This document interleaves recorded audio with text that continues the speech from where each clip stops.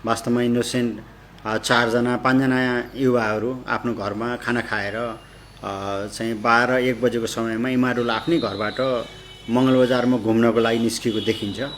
उनीहरूको उद्देश्य भनेको मङ्गलबजार दरबार एरियाहरू घुम्नु मात्रै देखिन्छ, टाइम पास गर्नको लागि घुम्न निस्केको देखिन्छ। त्यही क्रममा इमाडोल निवासी सुमित नेमाङले एकजना कोही आफ्नो साथीलाई फोन गर्छन्, मोबाइल नम्बर लिएर फोन गर्छन्। त्यो नम्बर मिस्टेकली अर्को कोही मान्छेको चाहिँ मोबाइलमा पुग्छ। मोबाइलमा पुगिसके पछाडि उसले आफ्नो साथी भनेर केही अभद्र कुराहरू गर्छन्। त्यही क्रममा मोबाइल रिसिभ गर्ने मान्छेहरूले पनि काउन्टरमा त्यस्तै अभद्र कुराहरू गरेर मोबाइलमा झगडा पर्छ। मोबाइलमा झगडा परिसके पछाडि पटक पटक त्यो मान्छे जसले उनलाई मिस्टेकली फोन गरे, रङ नम्बरमा फोन गरे, त्यो मान्छेले काउन्टर कल गरेर डिस्टर्ब गरिरहन्छ र उनीहरूको बिचमा एक आपसमा झगडा भइरहन्छ। उनीहरू बिल्कुल अपरिचित छन्, एकले अर्कालाई कहिले पनि देखेको, चिनेको, भेटेको देखिँदैन अहिलेसम्मको प्रारम्भिक अनुसन्धानमा। अनि त कहाँ छस् भनेर भन्छ उसले, म मङ्गलबजारमै छु, घुमिरहेको छु भन्छ। अनि मङ्गलबजारमा भए म पनि मङ्गलबजार आउँछु, त्यहीँ भेटौँ भनेर त्यहाँ तथानाम गाली गलौज उत्रिसके पछाडि अनि यो चाहिँ हाम्रो नेमाङ दाजुभाइ प्लस उनको 3जना साथीहरू कृष्ण मन्दिर अगाडि पुग्छन् बेलुका 7:30 बजे। त्यही बेलामा यो अपराध गर्ने चाहिँ सन्जु भन्ने सञ्जीव नेपाली जुन पनि एकजना गगन सुनार भन्ने एकजना उसको साथीलाई स्कुटरमा राखेर त्यहाँ नजिकै आउँछ, स्कुटर राख्छ र कृष्ण मन्दिरकै अगाडि ऊ पनि पुग्छ। अनि उसको साथी र भाइहरू तल बस्छन्। अनि उनीहरू चाहिँ कृष्ण मन्दिरको सिँढीमा उक्लिएर केही समय विवाद गर्छन्। विवाद गरिसके पछाडि सञ्जीव नेपाली जुन सन्जु भन्ने सञ्जीव नेपालीले नियोजित रूपमा उसले छुरा बोकेर आएको हुन्छ, त्यो छुरा निकाल्छ। छुरा निकालेपछि तत्कालै चाहिँ त्यो दाजु चाहिँ नेमाङले के गर्छन् त, हातमा समाएर छुरा बोकेको हातलाई चाहिँ समातेर उसले सञ्जीव नेपालीमाथि मुक्का प्रहार गर्ने प्रयास गर्छन्। त्यही बिचमा ऊ फुत्किएर चाहिँ समित नेमाङको घाँटीमा छुरा प्रहार गर्छ। अनि तत्कालै ऊ त्यहाँ ढले पछाडि ऊ माथिबाट तल झर्छ त्यो सञ्जीव नेपाली सन्जु भन्ने। अनि उसलाई रोक्नको लागि उसको भाइ अगाडि बढेपछि उसको भाइलाई पनि पेटमा र घाँटीमा छुरा प्रहार गरेर त्यहाँ ढल्छन्। आँखा पनि चिम्लिने समय नपाउने अवस्थामा त्यो घटना घट्छ र चाहिँ यो सिर्जन नेमाङ र उसको दाजु समित नेमाङले उसकै आफ्नै काका पर्ने र साथीहरूबाट पनि सहयोग नपाउने अवस्था त्यहाँ देखिन्छ। सिचुएसन त्यो क्रिएट भइसके पछाडि उनीहरूले तत्काल प्रहरीलाई खबर गर्छन्। हाम्रो 3 मिनटभित्रमै घटनास्थलमा नजिकैको प्रहरी त्यहाँ पुग्छ र तत्कालै नेपाल प्रहरीको मङ्गलबजारको गाडीबाट हामीले उनीहरूलाई उपचारको लागि बिएनबी हस्पिटलमा लगभग 10 मिनटमै हामीले बिएनबी हस्पिटलमा पुर्याएको अवस्था हो। बिएनबी हस्पिटलमा पुर्याएर उपचारको क्रममा 8:25 को हाराहारीमा डाक्टरले दुवै दाजुभाइलाई मृत घोषणा गर्छन्। मृत घोषणा गरिसके पछाडि अब हामी तत्कालै विभिन्न ठाउँबाट प्रहरी चाहिँ घटनास्थल घेरेर चाहिँ जुन घटना घटाएर भागेका फरार व्यक्तिहरूको खोज तलासमा हामी उत्रिन्छौँ। म आफै पनि खटिएको थिएँ, म गएको थिएँ। टोलले चाहिँ एरियालाई कडन गरेर हामीले खोज तलास गर्ने क्रममा छुरा लिएर भागिरहेको अवस्थामा एउटा रेस्टुरेन्टको नजिकै त्यो सञ्जीव नेपालीलाई हाम्रो एकजना महिला प्रहरी कर्मचारी जुन प्रहरी जवान थिइन् उनले नियन्त्रणमा लिन सफल हुन्छन् र तत्काल नजिकको प्रहरीलाई खबर गर्छिन्। अनि हामी अरू थप प्रहरी गए पछाडि त्यो सन्जु भन्ने सञ्जीव नेपालीलाई घटनामा प्रयोग भएको छुरासहित हामीले त्यहाँ नियन्त्रणमा लिन्छौँ र उसको सहयोगी साथी गगन सुनार भन्ने छ उसलाई पनि नजिकैबाट अर्को टोलीले नियन्त्रणमा लिएर मङ्गलबजारमा ल्याएर आएको अवस्था हो।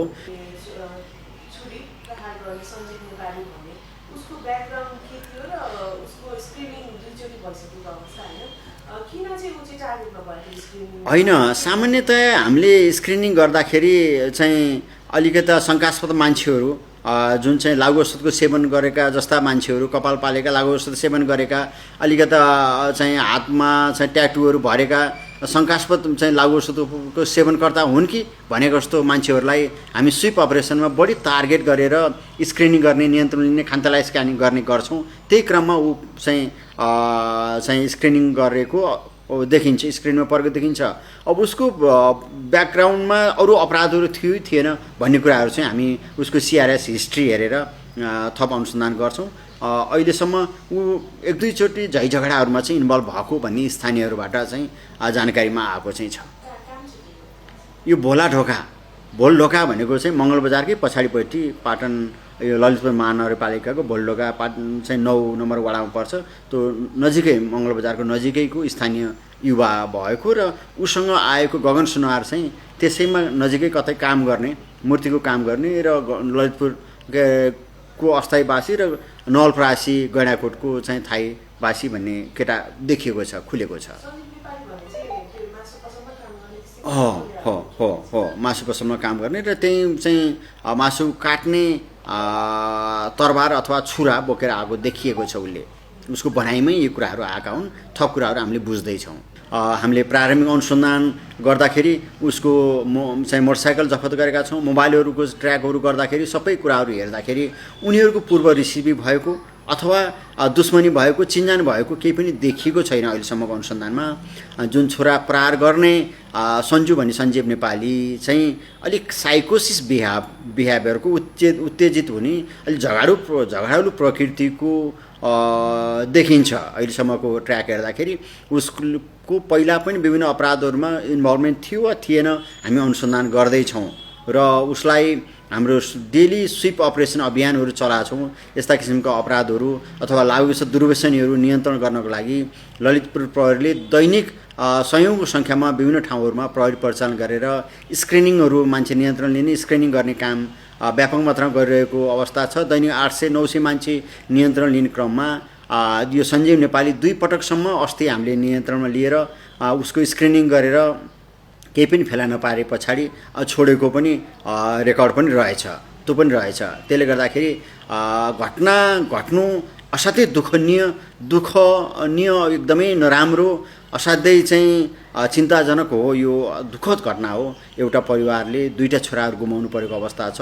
त्यो पनि बिना कसुर, बिना चिन्जान, कुनै ग्याङ फाइट पनि होइन। यो त्यो अवस्थामा आवेश र उत्तेजनामा आएर आफ्नो आवेश र उत्तेजना कन्ट्रोल गर्न नसक्दाखेरि एकदमै दुःखद घटना भएको छ र नेपाल प्रहरीले तत्काल सक्रिय भएर घटनामा संलग्न फरार अपराधीहरूलाई घेराउमा राखेर चाहिँ हत्यामा संलग्न भएको चाहिँ धारिलो हतियारसहित हामीले उनीहरूलाई अहिले कानुनी दायरामा लिएर आएका छौँ। आज कर्तव्य ज्यानमा मुद्दा दर्ता गरेर उहाँहरूको बुबाले यहाँ कर्तव्य ज्यानमा मुद्दा दर्ता गर्नुभएको छ। आज उहाँको मुवा बाहिर भएको हुनाले मृतकहरूको आमा आइसके पछाडि थप पोस्टमार्टम गर्ने भन्ने कुराहरू भएको छ। अहिलेसम्म प्रारम्भिक अनुसन्धानको क्रममा यही नै कुराहरू हामीले चाहिँ फाइन्ड आउट गरेको अवस्थाहरू छ। अब त्यो मङ्गलबजार जस्तो एकदमै घना मान्छेहरू हुने ठाउँ र त्यसमा पनि कृष्ण मन्दिरको अगाडिपट्टिको सालीको तल घटना भएको र वरिपरि सयौँको सङ्ख्यामा मान्छेहरू आफ्नो हिसाबले हिँडडुल गरेको बसेको अवस्थाहरू देखिन्छ। त्यो सिसी क्यामेराबाट पनि देखिन्छ। त्यस्तो संवेदनशील स्थानमा घटना घटे तापनि धारिलो र चाहिँ हतियारसँगै बोकेको हुनाले अरू मान्छेहरूले पनि अथवा उसैसँग भएका साथीहरूले पनि तत्काल सहयोग गर्न अथवा नियन्त्रण लिन नसकेको अवस्थाहरू चाहिँ देखिन्छ। अब उसले नियोजित रूपमा नै हातमा लाउने नेकर र छुरा चाहिँ जुन मासु काट्न प्रयोग गर्ने छुरा देखिन्छ, त्यो उसले चाहिँ मासु काट्छ भन्ने कुराहरू देखिन्छ। त्यो छुरा बोकेर आएको देखिन्छ। अब संजोग कस्तो पर्यो भन्दा रङ नम्बर भएको मान्छे यदि कुनै टाढा भएको भए अथवा चाहिँ आउट अफ भ्याली भएको भए, काठमाडौँतिर भएको भए पनि यो घटना घट्थेन। तर त्यो ब्याड लक कस्तो भयो भन्दा त्यो मान्छे पनि त्यहाँ नजिकै 100-200 मिटरकै पेरिमिटरभित्र नजिकै एरियाभित्रको मान्छे भएको र तुरुन्तै ऊ त्यहाँ आइसकेको कारणले र ऊ आउँदाखेरि उसको एग्रेसन यति हाइट बढी थियो कि त उसले छुरा समेत बोकेर आएर छुरा प्रहार गर्ने मनसायले नै आएको देखिन्छ उसले चाहिँ। र यहाँ जुन मृतकहरूले चाहिँ मिलाउने प्रयास गरेको देखिन्छ र छुरा नियन्त्रणमा लिएर सुमित नेमाङले उसलाई 2-4 पञ्च हानेको सिसी क्यामेराबाट पनि देखिन्छ। त्यो क्रममा उसले छुरालाई नियन्त्रण गर्न छुरा समाउन लागेको भए थप क्षति नहुन सक्थ्यो। तर छुरा बोकेको हातलाई समातेर उसले पञ्च हान्ने क्रममा त्यो मान्छे चाहिँ फुत्किएर फेरि चाहिँ मृतक चाहिँ माथि प्रहार गरेर एकदमै दुःखद संवेदनशील घटना भएको देखिन्छ। हामी एकदमै दुःख व्यक्त गर्छौँ। यस्ता घटनाहरू हुनु हुँदैन। एउटा क्षणिक आवेगमा सनकमा साइकोसिस बिहेभको कारणले गर्दाखेरि यस्ता घटनाहरू भएका छन्, देखिएका छन्, यथाकथा घटनाहरू हुन्छन्। त्यो किसिमको दुःखद घटना हिजो मङ्गलबजारमा भयो, त्यसमा हामी अत्यन्त दुःखद छौँ र घटनामा मिहिन हिसाबले हामीले अनुसन्धान गरिएको अवस्थाहरू छ। संलग्न अन्य मान्छेहरू सिसी क्यामेराबाट देखिँदैन।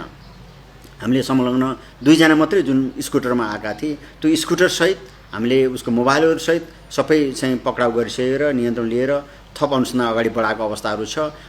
र यसको अरू ब्याकग्राउन्ड पाटो अन्य कुराहरू थप केही छ भने विस्तृत अनुसन्धान हामीले आजैबाट अगाडि बढाएको छौँ। उहाँका आफन्तहरू आउनुभएको छ, उहाँहरूलाई समेत हामीले कन्भिन्स गरेर जाहेरी लिएर अहिले थप कुराहरू चाहिँ अगाडि बढिरहेको अवस्थाहरू छ।